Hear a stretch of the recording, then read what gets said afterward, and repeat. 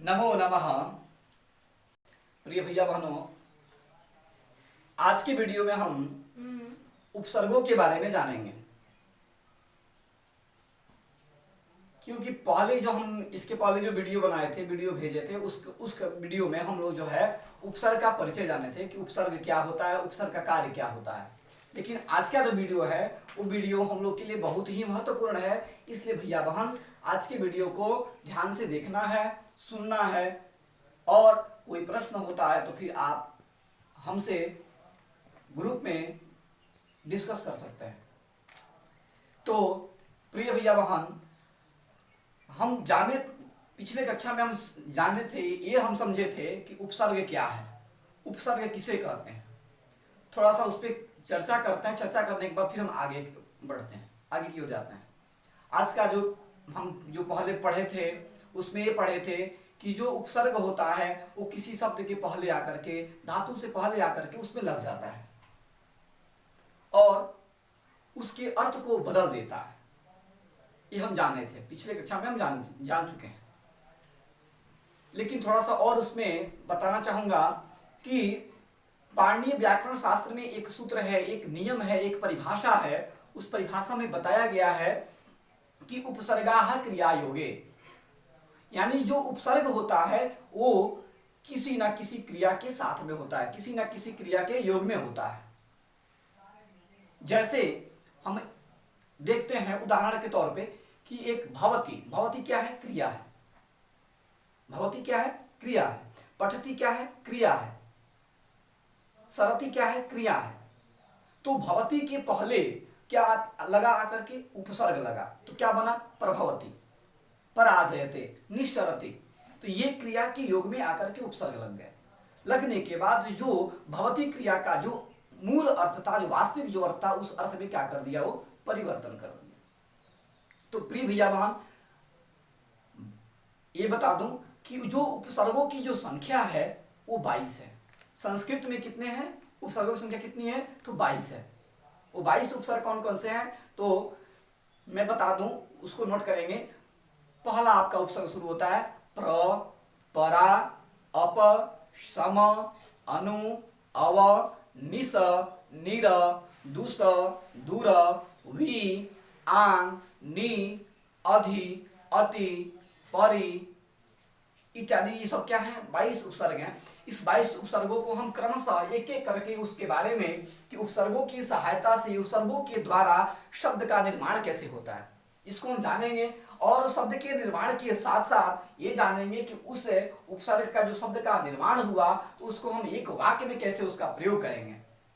क्योंकि जो परीक्षा में क्वेश्चन प्रश्न जो आता है इसी टाइप का प्रश्न आता है कि आपका एक वाक्य रहेगा, उस वाक्य में आपको ये करना होगा कि इसमें उपसर्गों को अलग कीजिए, उपसर्गों को छांटिए।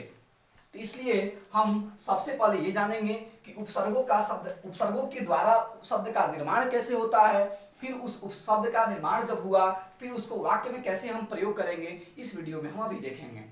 तो सबसे पहला आपका उपसर्ग है वो क्या है? प्र। प्र का जो अर्थ होता है वो प्रतिष्ठ। प्र उपसर्ग का जो अर्थ क्या होता है अभी बता रहा हूं, फिर से एक बार बोल रहा हूं कि प्र का जो अर्थ होता है वो प्रकृष्ट होता है, अधिक होता है, प्रगत होता है। तो प्र उपसर्ग का अर्थ बताए, क्या बताए हम आपको? प्रकृष्ट बताए, प्रगत बताए, अधिक। प्र उपसर्ग का अर्थ होता है, लेकिन उसका शब्द निर्माण कैसे होता है? तो प्र से प्रभवती, प्रकर्षः, प्रयत्न। अब इसका वाक्य प्रयोग, तो गंगा हिमालयात् प्रभवती, गंगा जो है हिमालय से निकलती है। दूसरा आपका उपसर्ग जो है वो क्या है? तो परा है। क्या है? परा है। परा का अर्थ जो होता है, मीनिंग जो होता है, उसका अर्थ मीनिंग जो होता है वो क्या होता है? निषेध, विरोध या अथवा विपरीत। तो परा का शब्द, परा का जो उपसर्ग है उसका हम शब्द निर्माण कैसे करेंगे? तो पराजयते, पराभवति। वाक्य प्रयोग, तो सैनिकः शत्रुन् पराजयते। ऐसे हम इसका वाक्य निर्माण किए। कैसे किए? तो सैनिकः शत्रुन् पराजयते। आपका जो तीसरा उपसर्ग जो है वो आपका है उप उपसर्ग है। क्या है? उप उपसर्ग है। नहीं, क्षम्यता, उप नहीं, अप। क्या है? अप उपसर्ग है। अप का अर्थ होता है न्यूनता, कम अथवा हीनता। तो अब उसका वाक्य शब्द निर्माण कैसे कर रहे हैं, तो अपहरति, अपकरोति। वाक्य प्रयोग 14 धनम अपहरति। जो आपका चौथा उपसर्ग है वो है सम। सम का अर्थ होता है आपका अच्छा अथवा उचित। संस्करोति संगच्छते। वाक्य प्रयोग तो अध्यापकः छात्रं संस्करोति। जरूरी नहीं है कि इसे उपसर्ग से यही शब्द, इन्हीं शब्दों का निर्माण होगा, अन्य भी शब्द का आप निर्माण कर सकते हैं, अन्य भी शब्दों का निर्माण कर सकते हैं, अन्य दूसरा वाक्य भी आप निर्माण कर सकते हैं। लेकिन आपको मैं एग्जाम्पल के उदाहरण के तौर पर मैंने इन वाक्य को रखा है, कुछ उपसर्ग के प्रयोग शब्द निर्माण कैसे होता है उसको मैंने यहाँ पे रखने की कोशिश किया है। तो आप इससे अन्य उदाहरण भी आप बना सकते हैं, अन्य शब्द निर्माण भी कर सकते हैं, अन्य वाक्यों का प्रयोग भी आप कर सकते हैं।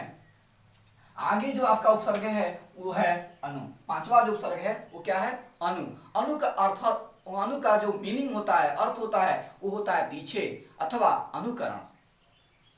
तो अनु का अर्थ बताए पीछे अथवा अनुकरण। तो अनुगच्छति, अनुकरोति। वाक्य प्रयोग तो शिष्यः गुरुं अनुगच्छति। जो आपका षष्ठ जो उपसर्ग है वो है अव। अव का शब्द निर्माण अवगच्छति, अवतरति। वाक्य प्रयोग रामः भवन्तं अवगच्छति। निर उपसर्ग तो निर्गच्छति, निराकरोति। प्राचार्यः कार्यालयात् निर्गच्छति। निश उपसर्ग निष्कारणं निस्सरति। सर्पः बिलात् निस्सरति। अब यहाँ पे निस और निर दो जो उपसर्ग हैं, इन दोनों उपसर्ग का अर्थ होता है मनाही अथवा निषेध। दोनों का अर्थ होता है मनाही अथवा निषेध। लेकिन आज हम ये जानेंगे, थोड़ा सा डिस्कस कर दें कि जो उपसर्ग होते हैं, कुछ उपसर्ग अव्यय भी होते हैं, अव्यय को उपसर्ग भी हम कहते हैं। लेकिन अव्यय में उपसर्ग में थोड़ा सा अंतर यही है कि जो है अव्यय का कोई रूप नहीं होता है, वो उसका कोई विभक्ति नहीं होता है, उसका कोई लिंग नहीं होता है। अव्यय हमेशा एक ही भाव में रहता है, उसके ऊपर किसी का शासन नहीं चलता है। अव्यय जो है क्या है, उसमें सदृशम त्रिषु लिंगेषु सर्वासु च विभक्तिषु, मतलब यानी अव्यय जो है तीनों लिंगों में, सातों विभक्तियों में, और जो है हमेशा एक समान रहता है। उसका कोई ना विभक्ति होता है, ना कोई उसका लिंग होता है, ना कोई उसका वचन होता है, हमेशा एक समान होता है। जैसे अव्यय लेंगे यथा, च, शम, अनु, अव, ये सब क्या है, अव्यय हैं। लेकिन जब हम इसका अव्यय में जब प्रयोग करेंगे तो इसका कोई विभक्ति, कोई वचन, कोई लिंग नहीं होगा।